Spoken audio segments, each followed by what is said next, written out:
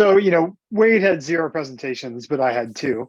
At the most prestigious venue, not to toot my own horn too much. I mean, Sierra is a very prestigious venue. I'm sorry, I don't want to, alienate any of our audience.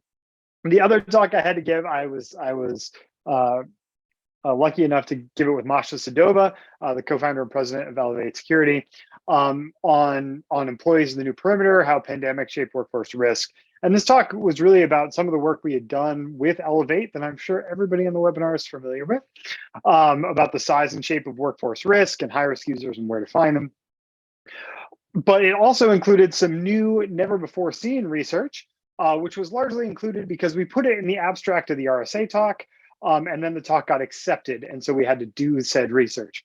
And so basically what we did is we looked at users and how their kind of risky behavior, as we've defined it in previous reports, changed in the 6 months kind of before the COVID pandemic really happened, and then the 6 months like after lockdowns really happened. So the timeline's going from about I think September 2019 to March 2020, and then there was like that month of chaos where there was lockdowns and nobody knew what was happening and everybody was going to get sick and die, and it was very scary, and it still is, and it was not a great time for anybody. But then we looked at the 6 months after that, which again, quarantine, weird, lots of companies moving to work at home, and we wanted to see like how users' behavior changed. It's cool. Elevate tracks individual users, so we can say like, here was their click rate before, here was their click rate after, what changed. We did some cool math where we actually used Bayesian estimates with really weak priors for lots of the users, so we can actually do these kind of ratio tests. And we found some really interesting things. This is like the penultimate slide of our talk of like, here's the outcomes for COVID. And it's basically looking at this behavior change, and it's a percentage change before and after. What we found super interesting is like simulated phishing got worse. So in those 6 months, people were working at home. They reported phishing less, and they clicked the simulated phishing more. We didn't have enough data to get real phishing information, but certainly for simulated, they seem to do worse. Weirdly, people got better at training. I guess they were sitting at home during quarantine, not working, and they were like, I guess I'll finish up that training that I've been putting off. They completed it more on time, and they completed it more often. Like they just completed it. People didn't leave it running. And then sort of interestingly, I think this is the kind of biggest impact one that we talked about the most, was that malware went down. So look, for most users, their malware rate, like the number of events they have kind of over a time period, went down about 25%. And so if you move on to the next slide, the question that we really wanted to ask was like, where was that decrease felt the most? So what this is, on the horizontal was kind of the malware event rate before the pandemic, or before all those lockdowns happened. And then the vertical is the malware event rate, or the ratio of that and after.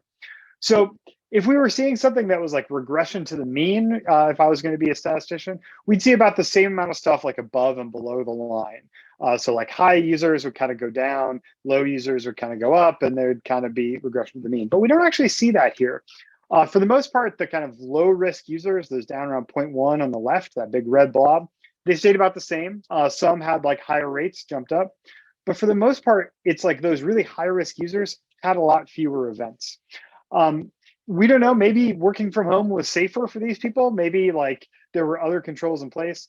Also possible monitoring went down during those first 6 months. People were trying to do remote work and it was really hard. Really hard to track these users and endpoints as people kind of transition to maybe home equipment. I don't know, but we did find this as a super interesting result. There's definitely like a blog post or report coming about this, because I think, we kind of threw it out there for an RSA talk and thought, if it comes up, we'll do it later. And then it turns out we got accepted and did some really interesting research. So if there's other questions on this, I'm happy to answer, but this was a fun one for sure. And we had a great time getting feedback on this one. Well, Jay has a question, I can tell. Yeah. Yeah.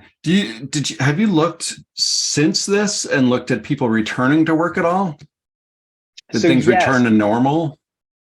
So normal, is there such a thing as returning to actual normal?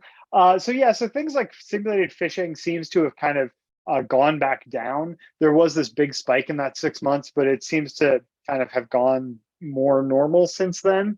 What was the other one that seems to have kind of quieted down to back to normal? And malware did too.